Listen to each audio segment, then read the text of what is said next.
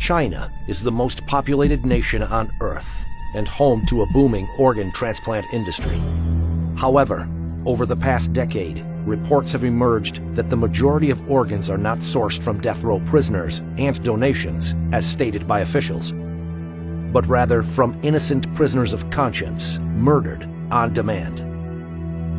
Researchers across the globe are uncovering new evidence that shows the true nature and scale of these abuses. In June 2016, 3 independent investigators jointly published a 680-page report of irrefutable evidence. China, to my knowledge, is the only country in the world where the government-run industrial program kills people and sells their organs. Endless hospitals in here. We go into them in great detail. We're talking about a very large hospital, endless amounts of transplant surgeons and transplant teams. I was really surprised how high the number was. I mean, as I say, it's multiple between 6 and 10 of the official figures. Hearings were held by the U.S. Congress, the British Parliament, the European Parliament, and the Canadian Parliament. The U.S. House of Representatives unanimously passed a resolution condemning the systematic state-sanctioned organ harvesting from non-consenting prisoners of conscience. China's killing for organs is making a major appearance across media outlets all over the world.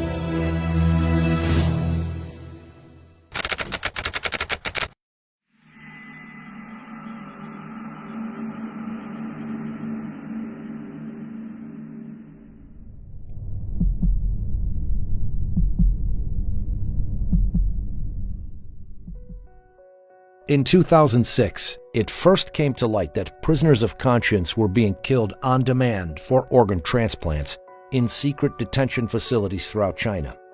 The first 2 researchers to investigate were David Kilgore, former Canadian Secretary of State for Asia Pacific, and David Matas, an international human rights lawyer. When we started in 2006, I didn't know where the trials would lead or what the conclusion would be. The initial surprise and disappointment was that this was true, that it was happening throughout China, and it was happening from 2001 to the date of our report. Kilgore and Matas released their first report in July 2006 and later published the book Bloody Harvest. Around the same time, Ethan Gutman, an independent investigative journalist based in London, he spent 7 years doing his own research before publishing The Slaughter in 2014. We made the point that it was really prisoners of conscience, we believe, are making up the bulk of these organs that are out there. And we came, as David Kilgore and David Matas and I, came to this from the same conclusion from very different, using very different procedures, but we did come to that conclusion. The investigators joined forces, researched hundreds of transplant hospitals in China, and released their new report in 2016. The 3 investigators were nominated for the Nobel Peace Prize for their work.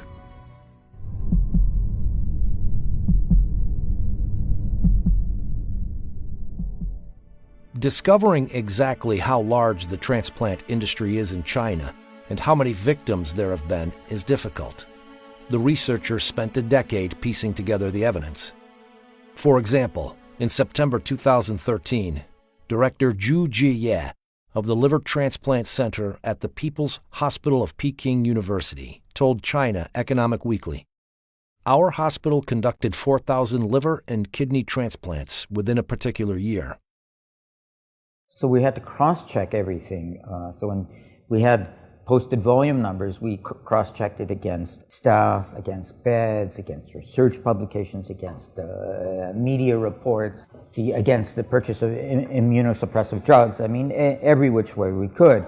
And what we were able to do by all this cross-checking is develop a consistent picture. And in that particular case, we came to the conclusion that yes, this claim of 4,000 was real. Shenzhen Central Hospital, they have 500 beds. It's actually over that now. 500 dedicated transplant beds. Now, they were claiming in their internal communications at several points to be doing 131% occupancy. What that means, again, 20 to 30 day stay, or what it suggests is they're doing about 5,000 transplants per year. These examples show that China's official claim of 10,000 transplants per year is easily surpassed by just a few hospitals. But these two hospitals are just the tip of the iceberg. The investigators found that more than 1,000 transplant hospitals applied for permits from the Ministry of Health in 2007 to continue doing transplants. That suggests these hospitals met the ministry's minimum capacity requirement for transplant centers it certifies. 169 were eventually selected. If you assume hospitals just operating at the minimums, never mind actual, our actual estimate is closer to 100,000 a year. The researchers found other evidence of a massive transplant system, some of it from Chinese officials themselves. He Xiaoxun, a member of the expert committee of the Human Organ Donation Commission, stated, "The number of transplants increased by 10 times between 1999 and 2000, and further tripled by 2005. That's a 30-fold increase in 6 years." Wu Mengchao, known as the father of liver surgery in China, told the media in 2011, "China now performs the most liver transplants in the world." Since 2000, the entire United States has performed an average of about 6,000 liver transplants a year. This could be matched by just a few hospitals in China. That they had this endless supply of organs available on demand, and the only limit was capacity. And so what you saw after 2001 was this huge building boom. New beds, new wings, new hospitals focused on transplants. And so that the volume, when the system's operating at capacity, increased year by year. The report shows that just the 169 hospitals approved by the Ministry of Health could have performed over 1 million transplants since the year 2000. Many more hospitals were also doing transplants despite not having been certified.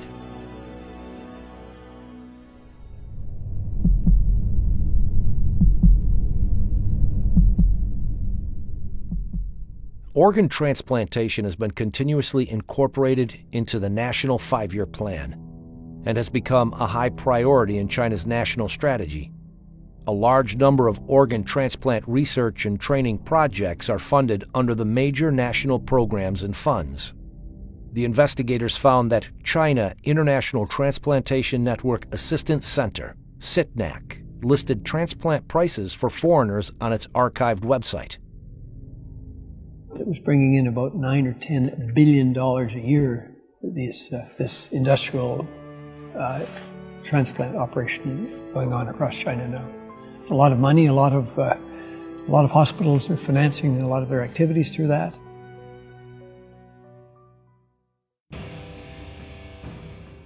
They're watched very, very closely indeed by the top leadership. So they're fully aware of this, as well as the fact that Wang Lijun, one of the Bo Xilai, who was a contender for the Chinese presidency, this was his right-hand man. He was the most famous policeman in all of China. Here he is directing organ trafficking. I mean, he had a center which did this. He was given an award for doing this, and specifically for coming up with a new lethal injection method. He did thousands of transplants by his own admission in the award ceremony. He talks about that. CITNAC website stated, "We need to give all of the thanks to the government for the support extended for our completing such a large number of organ transplants every year. This is a one-of-a-kind in the world."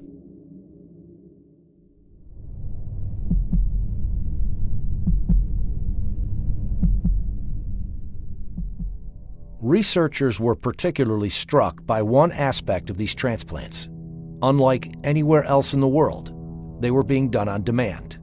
In countries with advanced organ donation and allocation systems, patients must usually wait years for a donor to become available. Yet in China, waiting times are commonly in weeks. The 2006 Liver Transplant Registry report showed that 27% of samples were emergency transplants. That means they found a new liver within days or even hours. It was back in 2005 when a patient of mine who has been on the top list of patients for human heart transplantation, came to me one day and told me that he was told by his insurance company, his Israeli insurance company, to go to China in 2 weeks' time as he was scheduled to undergo heart transplantation. And when I asked him how come such a surgery can be scheduled ahead of time, somebody has to die on the very day of the operation, he said he didn't know, and he went to China and got his heart transplantation exactly on the date that he was promised. One hospital in southwest China claimed to have donors seeking matched recipients, and also promised, in case of failure, we will continue to perform transplants until one is successful. In 2006, a chief surgeon of the Organ Transplant Center at a traditional Chinese medicine hospital published a study of 50 patients at his hospital who had each received kidney transplants 2, 3, or 4 times. Another example that's I can't get out of my head is a man from a country who went twice to China. First time he went, they brought him 4 sets of kidneys, and none of the 4 was compatible with him. 4 months later, he came back, and they brought him 4 more sets of kidneys, until finally the 8th kidney worked. And when we saw him, he was doing fine, but 8 human beings have been killed.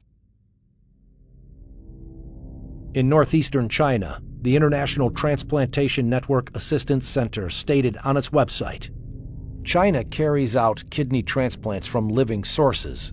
It's completely different from cadaveric kidney transplants in Japan. Because they have a bank of live donors waiting to get a match on the computer. Like some horrible restaurant where you go in and see a lobster and say, I want that lobster, and the lobster's killed. It's a crime against humanity.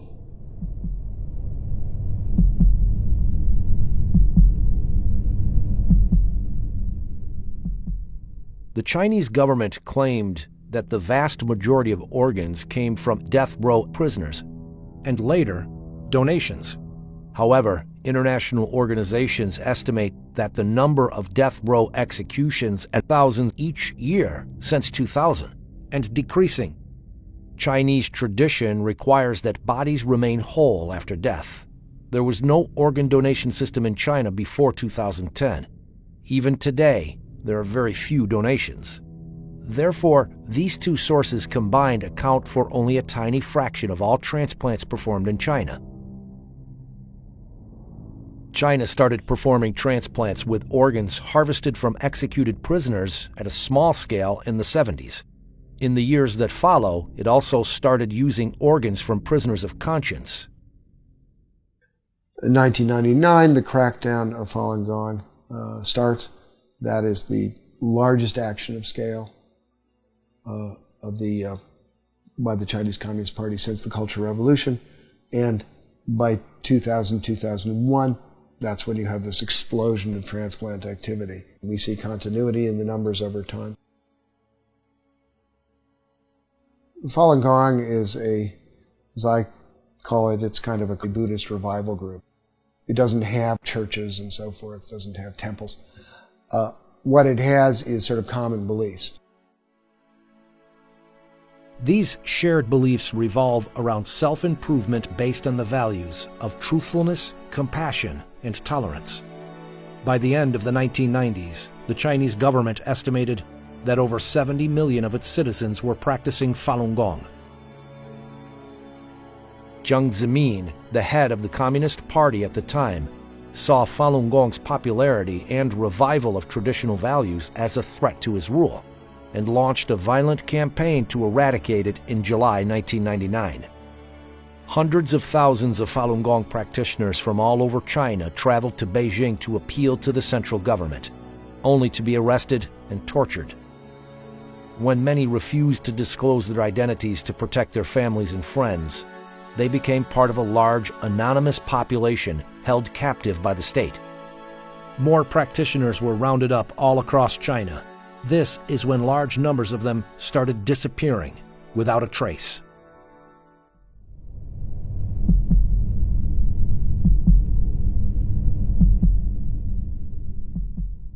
The official line in terms of repression of Falun Gong of the party is bankrupt them financially, ruin their reputations, destroy them physically. So that the vilification is destroying their reputations, the organ transplants is destroying them physically. There's the physical examinations, the blood testing, the organ examination, which have no other explanation than suitability for a transplant. It was like convert or die. Convert or die. Turn in your friends or die. That it's state-sponsored genocide. We did not expect, after the Holocaust, to see this kind of medical corruption come round again.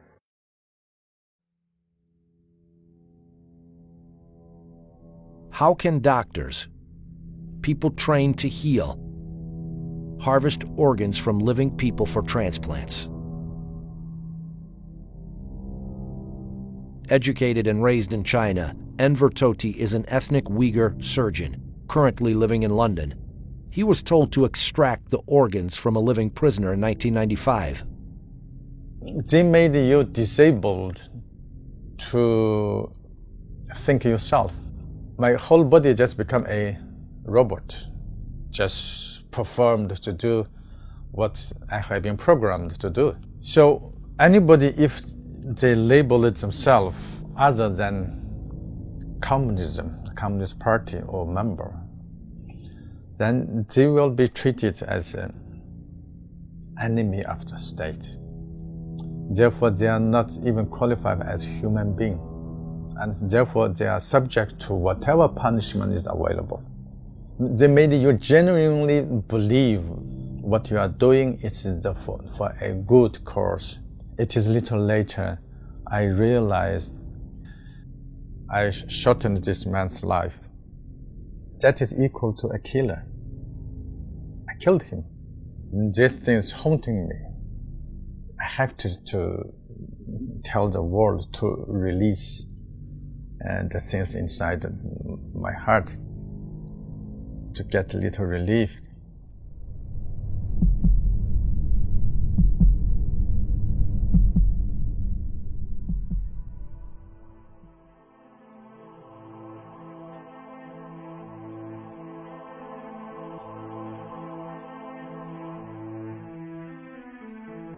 In February 2017, Freedom House, an international human rights watchdog, published its own report on religion in China. It noted that a review of available information regarding organ transplants had found credible evidence suggesting that beginning in the early 2000s, Falun Gong detainees were killed for their organs on a large scale.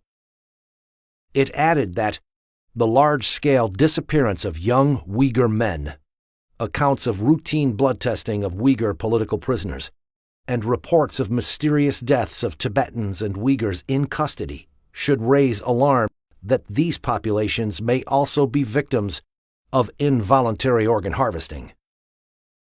I think, Gina, the first thing before you believe or you decide whether or not you want to believe is you have to learn the facts. The facts are there, the books are there, the research is there. Read it. Once you read it, I'm sure there will be no other way for you but to believe it. And we have to, I'm talking about the physician, have all to be together in order to stop it immediately. Until 2005, we didn't have no law. I found out that Israeli insurance companies and HMOs have been providing reimbursement, full reimbursement for these transplant of Israelis who went to China and got these illegal organs. So together with my friends, we sat down with our parliament, the Knesset, and in 2008, the Israeli parliament has enacted the organ transplant law, which totally bans any reimbursement of illegally obtained organ transplantation anywhere around the world. And since then, not a single Israeli patient went anymore to China. In addition to Israel, Spain, Italy, and Taiwan have passed laws restricting their citizens from traveling to China to receive an organ transplant from an illicit source. The systematic government-sponsored harvesting of organs is a monstrous crime. I strongly believe that the 17-year campaign to eradicate Falun Gong will be seen as one of the great shames of recent Chinese history. Since I've been a student of the Holocaust, I feel that to a certain extent What we're seeing is just a continuation of what we saw there in another form, which is the endless and bottomless depravity of human nature. I mean, there's no limit to the form of evil that people can sink. When I was writing The Slaughter, I sometimes said, oh, I'm writing history, and then at the end of it I realized I wasn't. It was actually still going on. This is a new form of genocide, and it's using the most respected members of society to implement it. This is one of the central tests of our time. We can't avoid this any longer.